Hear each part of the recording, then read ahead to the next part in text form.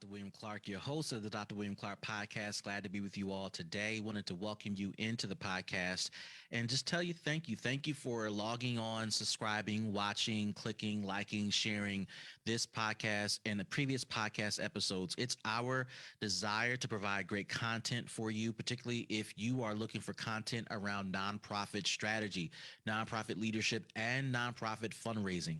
As you engage in this particular podcast, I'm going to ask that you take a moment to not only take notes as we get started, but also take a moment to share this particular podcast episode with someone in your life who you believe can benefit from this. This can be a colleague, this can be a friend, this can be a partner, it can be a stakeholder, anyone you think can benefit from good content around nonprofit stuff.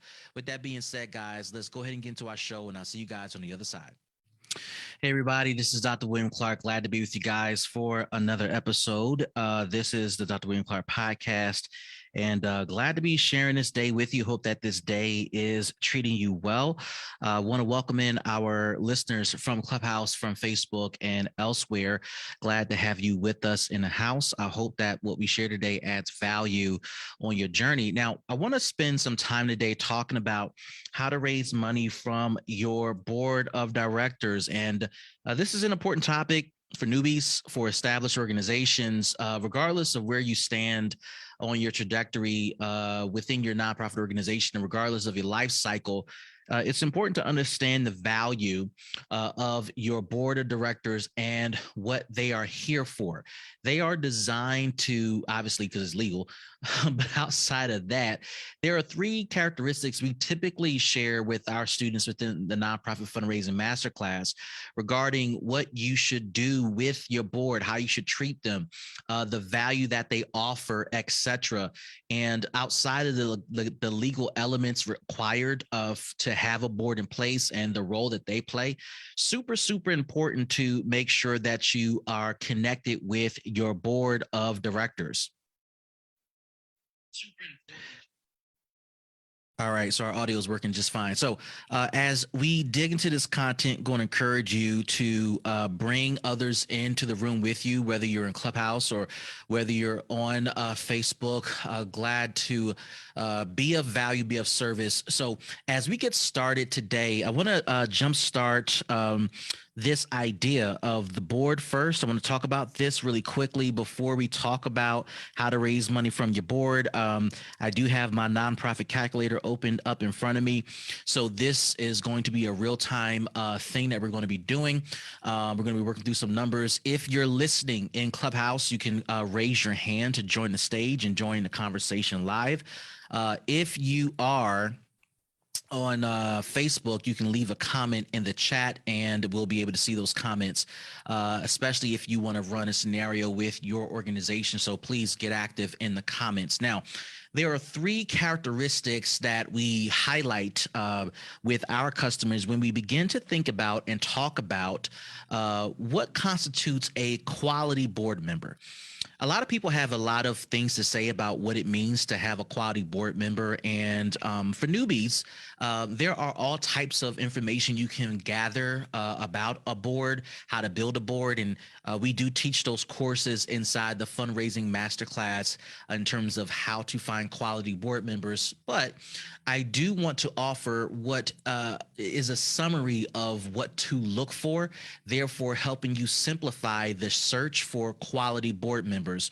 A lot of people are going to ask, where do we find these people? I'm going to try to address that as best as I can while we're here on this live in this podcast, etc. But let's cover the three characteristics of quality board members. And if you follow these standards, particularly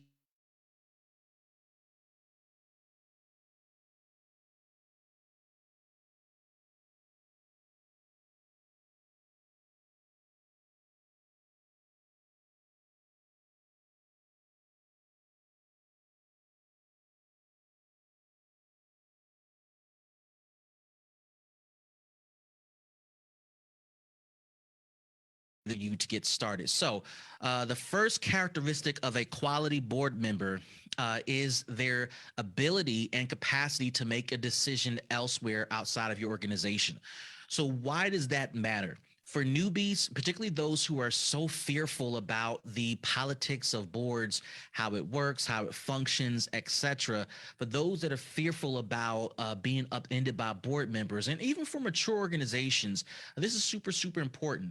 Having people on your board who are decision makers in other organizations is super important because it does determine how much value, in theory, these people can add to the organization.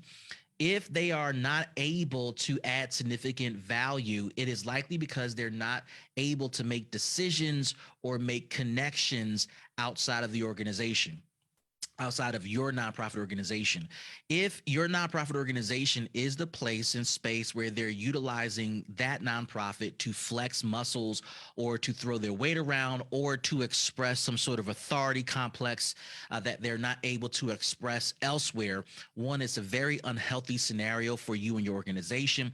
But then number two, it also shows, again, the lack of value they are likely not to add to the organization. The role of a board is to add, to enhance what you have going on with your current organization, not to create a situation where it's status quo or continuing what you already got.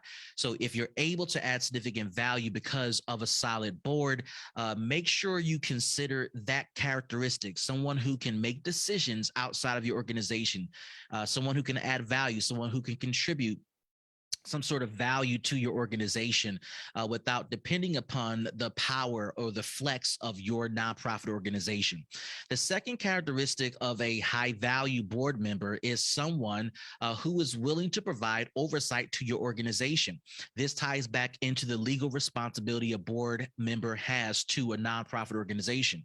Because a nonprofit organization is not profit based in terms of having owners or owner shares, etc., it is a publicly held entity. And as a consequence of that, the board is responsible for the health and well-being of the organization. The board serves as officers of the organization in addition to the C-suite leaders of the nonprofit organization. And so when someone is offering or you are recruiting them to join your board, it is really a serious thing because you're asking them to not only just volunteer, but you're asking them to take on legal responsibilities, to be a part of what it means to lead your nonprofit organization and to make sure it is healthy and prosperous and successful. So a person that takes on that responsibility is doing more than giving up their time. They are also saying that I am responsible or want to be one of the responsible parties that's going to make sure this organization is healthy, strong, and successful. If you are recruiting board members who are only doing this because they want to pad their resume, or they're only doing this because they just want to say that they're volunteering, or they're doing this because they don't have anything else better to do, that is an unhealthy scenario for the organization, for your leadership, for them as well, for the customers, which is why we do this work in the first place. So you might want to transition that person off from your board, or at least off away from consideration if they're not willing to provide oversight. The last characteristic that we highlight to our clients about a quality board member, high value board member, is someone who is also willing to share their treasure. Being a board member and making sure the organization is in good financial health is directly tied to this idea that you as a board member are going to contribute financial value to the organization. Some people call this dues, some people call this fees, whatever you want to call it. I don't necessarily have the right name for it, the perfect name for it. But at the end of the day, board members are called upon to give financially to the organization. This is best practice for healthy organizations. In fact, when you look at major grant applications that require 100% board participation, what those applications are speaking of is not only attendance and actually in other ways board members are showing up by way of voting, etc., but they're talking about the financial commitment of the board members. Are they giving their money to the organization? If they're not giving their money to the organization, it could signal that the board is not serious, or the organization is not in a position to really take on major money, major investment, or the board doesn't believe in the organization, its mission, its purpose, etc. So you want to figure out how to recruit high value board members. And as you do that, You then want to figure out, well, where do they exist and how do I get my hands on them? That's the next question most people talk about. Let's talk about that a little bit, and then we are going to talk about how to raise money from your board of directors. I do want to shout out Bobby. Feel free to come up to the stage, Bobby, and all those who are watching on Facebook. If you want to jump into this conversation, feel free to leave a comment here in the chat. And for those who are watching the replay, leave a comment in the chat. I'll respond after the live is over. So where do you find board members? Where do you find good board members? One of the things that I tend to advise my clients to do is to think about this idea of 6 degrees of separation. And what that says is that you as an individual, you are literally 6 relationships, 6 contacts, 6 text messages, 6 DMs, 6 emails, 6 hey, how you doing's away from finding the right person that you're looking for. And while you may not have the people in your inner circle, at least you believe you don't, that would qualify as high value board members, you may in fact just be 6 relationships away. So you want to take a look at your inner circle, or at least people you have contact with who you think might fit the bill when it comes to high value board members, and then begin to share with them your vision. What are you trying to accomplish with this nonprofit organization? Who are you serving? Why are you working on this? Why does this issue matter? And conclude with a potential offer to join the board, particularly if you think they are going to add value. Now, if these individuals say, yeah, obviously, and they check some boxes for you, then great, you've solved some of that problem. But if they say no, what you're looking for is a confident no, and then a confident referral to one of their colleagues, to one of their friends, to one of their referrals that can be another lead, maybe a better lead, but at least a warm lead to help you get closer to finding the person or persons to fill open board seats. And you want to keep going through that process until you finally find the right persons that fit your board, that fits your culture, that checks every box within the organization, and then make that offer to have those individuals join your board. So you can find folks from your inner circle by looking through your phone and your address book, looking through your email, looking through your text messages, looking through your social media accounts, looking through LinkedIn, looking through all types of platforms where you do connect with people. So that's how you find board members. For those of you that are just coming into the room, we just covered what are the 3 characteristics of high value board members. We just covered how to find board members. Now we're going to talk about how to fundraise with and through your board. So how do you raise money from your board? How do you raise money with your board, through your board, etc.? I have my fundraising, my nonprofit calculator in front of me right now. This is a calculator that I built for my customers to help them think about the process of raising money. Now, this calculator is built upon the premise of the tithing principle. And the tithing principle teaches that if you are increasing in income, in revenue, in resources, you then share those resources with a designated cause or purpose. For those of you who are Christians and believers, the tithing principle talks about sharing your increase with the ministry as an effort to give back to God. The tithing principle, as it relates to giving to a nonprofit organization, is all about sharing increase with the nonprofit organization. This can be an effective strategy for individuals looking to raise money from individuals and looking to raise money from boards, right? So we're going to start with the premise that you're looking to raise $100,000 from your board of directors. Now, for some of you who may be hearing those numbers, particularly if you're new, this may be shocking to you. But for others who have been around for a while and who understand what it takes to build a successful board, how to lead a successful board, you know that you got to hold your board accountable to being major contributors to the efforts of the nonprofit organization. Now, I want to do this. I want to talk about this example from the viewpoint of raising $100,000 from a board of 19 individuals. That is a fairly large board. And I'm not sure if those who are new are going to have boards that big. I don't necessarily recommend it, but let's go with this number 19 because that's just a large number, odd number, which is what you want. In the event folks do show up to every board member, a board meeting, and need to vote on a particular issue. But let's look at this. You're looking to raise $100,000 from board members. When you begin this process of selecting a goal, obviously you want to do so in conjunction with the board chair, in conjunction with the board, and getting their buy-in with your development team, etc. Once you set that financial goal and you look at who you have available to you, which in this scenario will be 19 individuals, you need to figure out what you're asking each board member to give during their tenure during a particular fiscal year. Okay. Some boards have a tenure of 2 to 3 years with the option to renew once or twice. Every organization is different. So check your policy, your board policy relative to that. But for this example of $100,000 amongst 19 board members, we're going to ask every person within this fiscal year to donate $5,263.16 to our worthy cause.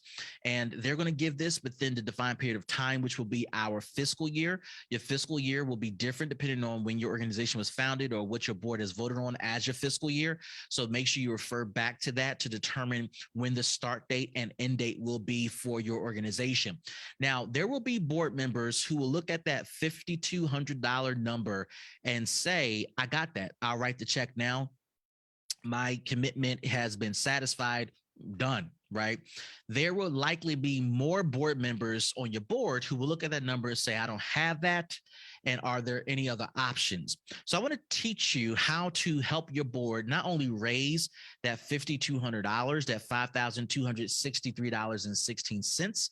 I also want to teach you how to help your board double that amount of money based upon their current setup, situation, context, etc. So let's take a deeper look at how to help make this happen. So we're going to ask each board member to give $5,263.16. So we're going to use this concept of the tithing principle to simplify giving.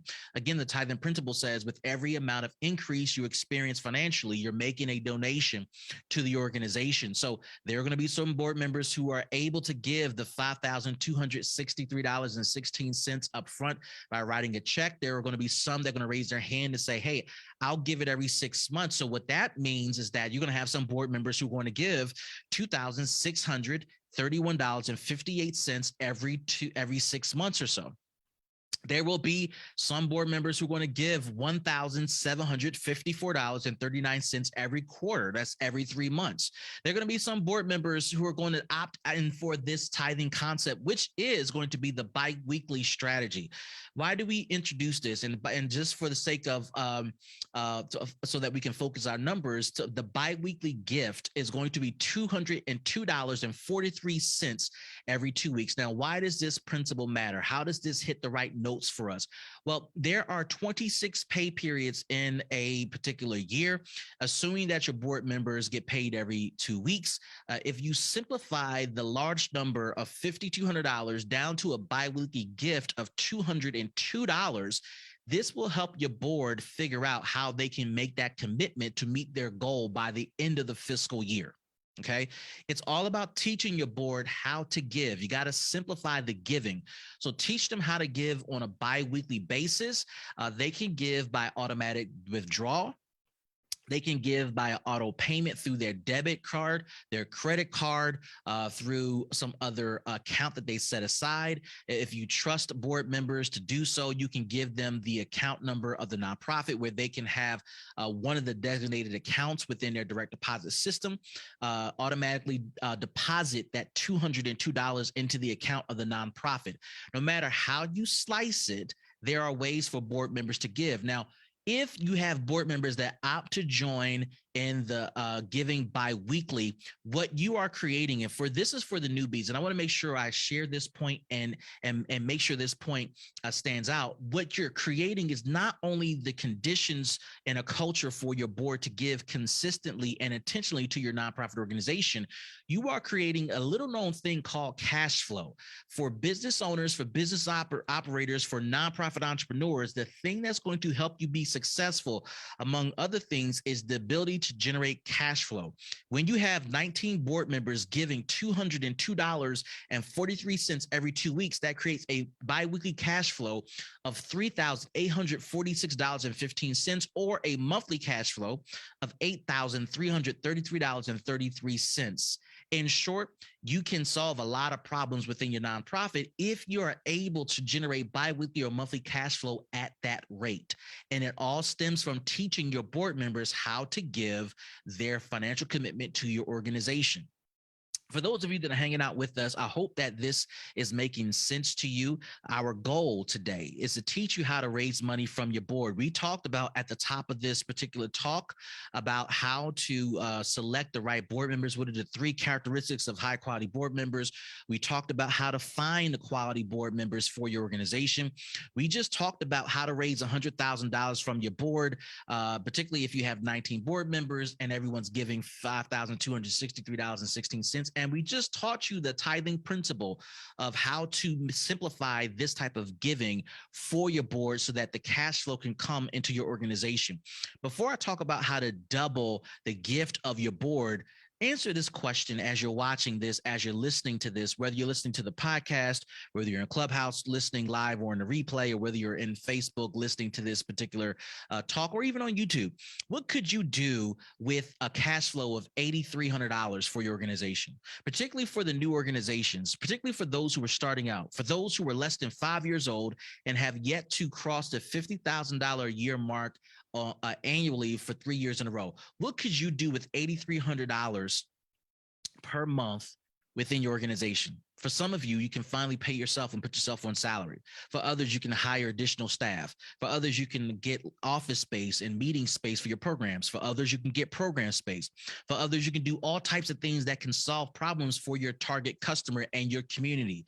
It's important to understand this principle of how to raise money from your board, not just so you can generate cash flow, but once you show faithfulness and commitment and consistency over this process with your board, you're going to find out that you can do the same thing with other funder groups who are interested in supporting your worthy cause.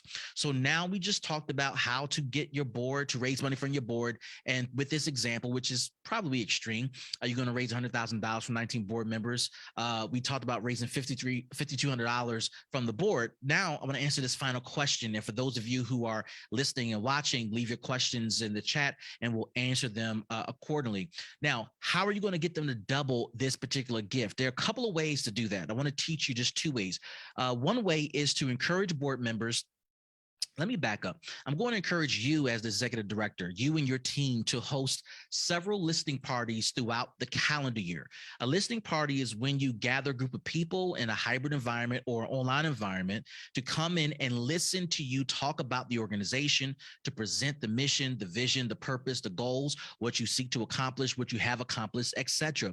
During this listening party, you're going to talk about those things, and then you're going to conclude with an offer for individuals who are present to become a donor of the organization. And you're going to teach them how to give, just like you taught your board. Whatever the amount is that you're going to ask for each person, you're going to ask for them to make the same commitment and teach them how to give on a bi-weekly basis. With those particular listening parties, you're going to encourage your board members to invite 10 people to each listening party.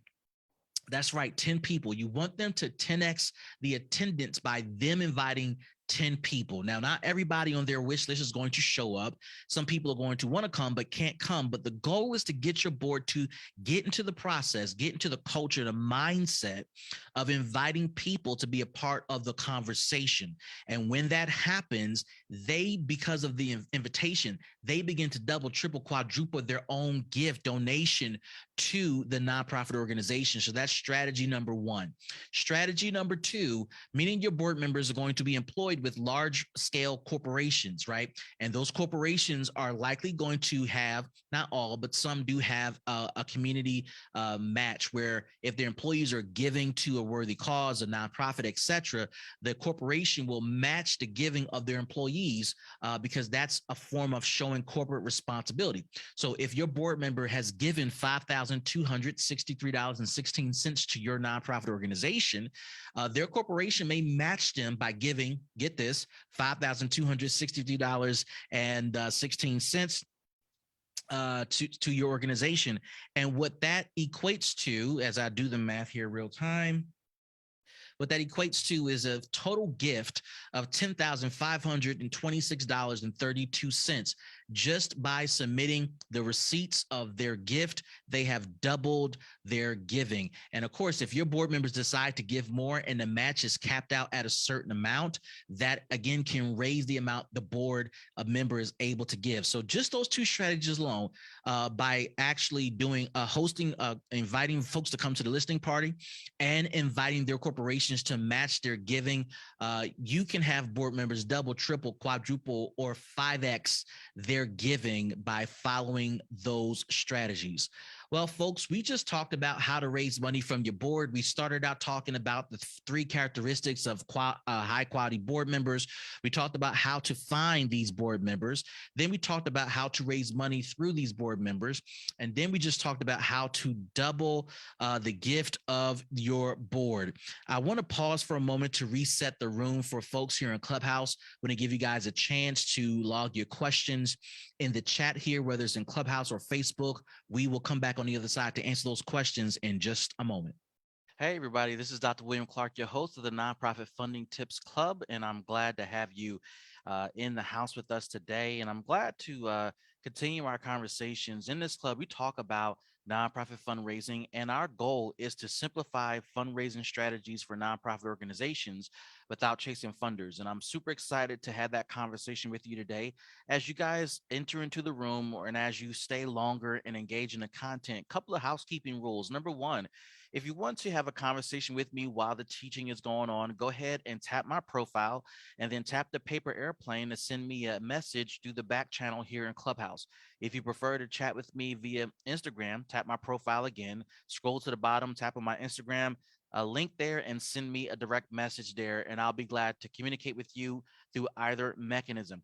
If you have a question while the teaching is going on, please raise your hand and let me know that you want to come to the stage, ask a question, and or engage in a conversation about your nonprofit and your fundraising goals.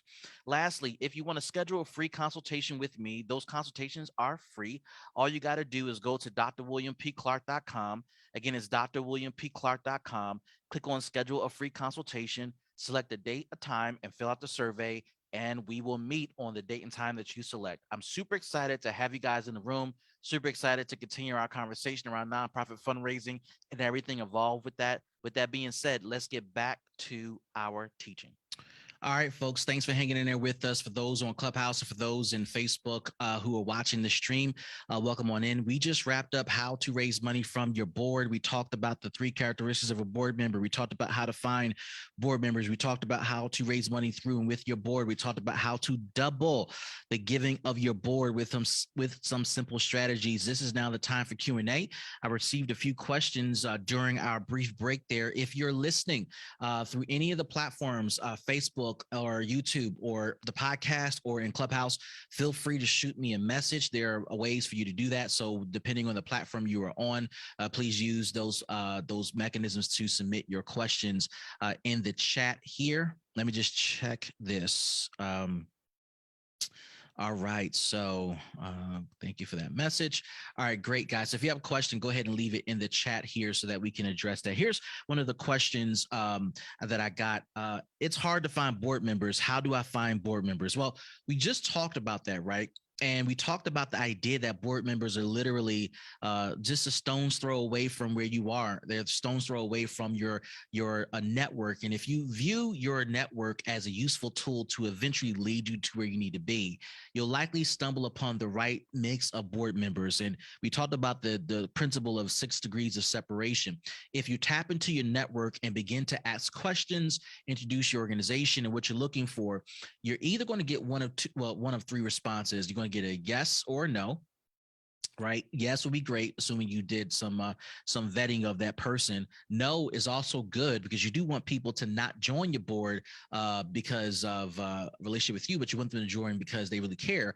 But the third option, and this is probably just as good as a yes, is a no with a referral. You want people to say no and refer you to somebody who they are thinking about who might be a good fit, a better fit for what you're trying to accomplish. So if you go through that process, you may get a bunch of no's before you finally get to where you need to be, but you'll notice that the consistency of finding the right board members through this journey of reaching out, sharing your story will eventually get you to the point of landing the right mix of board members. So thank you for your question there. The other question I got is my board struggles to understand the value of giving. How do I encourage them to give? Well, I think there's quite a bit to say about that. I think you got to take a look at your board policy and see if there's clarity around board giving and expectations. If that has not been set, you need to introduce that concept in partnership with your board chair so that you can establish that as a formal policy and expectation for all board members. After you have that, after you've documented that process, then you're going to have to give people a period of time to adjust to that new policy and to hold them accountable to start their giving by a defined period of time. Part of the policy should identify a period where if a board member does not give by a certain period of time or is considered inactive, he or she can be automatically removed from the board. And you can develop all types of policies around that, whether they're voted off or just an automatic roll off, etc. But you eventually want to remove people from the board who do not fit. And part of the fit process, when we look at the three characteristics of a quality board member, number one, decision maker elsewhere. Number two, willing to provide oversight. And then number three, willing to share his or her treasure. If they are unwilling to share their treasure or to get treasure to share with the organization, they're not going to be a value to the organization, and they're going to create kind of a stumbling block for you, really, at the end of the day. And so you want to transition those folks off as opposed to trying to spend time convincing them to do something that they're not willing to do. I have heard stories where people have said that their board members don't believe in giving, they don't think it's necessary, but the reality is it's best practice. It is expected that board members are giving. 100% of the board is giving something. You, as the executive director or as a board chair, whatever position you're playing, you have to establish an expectation of giving, a culture of giving, and an amount that you want each board member to give or get on behalf of the organization. At the end of the day, your board is an asset to your organization, and you have to treat them as such. Before we wrap our show today and our training today, I do want to give a final call for folks who are in Clubhouse or who are in Facebook to log their questions here while I'm live. For those who are watching the replay, for those who are live, go ahead and leave your comment or question in the chat. For those who are watching after the fact, whether it's on Clubhouse replays or Facebook or YouTube or the podcast, feel free to leave a comment in the chat or contact us via one of the websites you heard from before. That way we can respond to your question in real time in the chat for the benefit of those who are going to watch and read after the fact. And then hopefully we add continued value to this group. Guys, with that being said, I do hope that this information hit a couple of notes for you. I hope that it has helped you on your journey to raising money for your worthy cause and moving the needle forward to solving the problems within your communities and solving challenges within your communities that led to you becoming the founder, the creator, or the leader of the nonprofit that you are part of. This is Dr. William Clark for the Dr. William Clark podcast. Guys, we'll see you next time. All right, everybody. This is Dr. William Clark again. Thanks for hanging out with us with this during this particular podcast, and I hope that you got some value out of this particular podcast. Now, I want to make sure that we also close this podcast with some additional value. Now, we've created the Nonprofit Fundraising Master Class. This particular masterclass was designed by nonprofit leaders for nonprofit leaders to help you simplify your fundraising approaches without chasing funders. Now, if this is something that you want to engage in and utilize for your nonprofit organization, if you have been thinking about how to fundraise for your organization, you just don't know how to do it, if you're transitioning from one phase of fundraising to the next, or you're just trying to improve the fundraising capacity of your organization, then this particular masterclass may be the right fit for you. So if you want to submit your application and join our next cohort, then go to nonprofitfundingstrategies.com. Again, that's nonprofitfundingstrategies.com. For all others who want to just get on my calendar and chat a little bit about your nonprofit organization, we offer free consultations. So you can simply go to DrWilliamPClark.com to schedule your free consultation. Again, that's DrWilliamPClark.com for your free consultation. Guys, I hope that you've enjoyed this particular episode, and we'll see you guys next time. See you, everybody.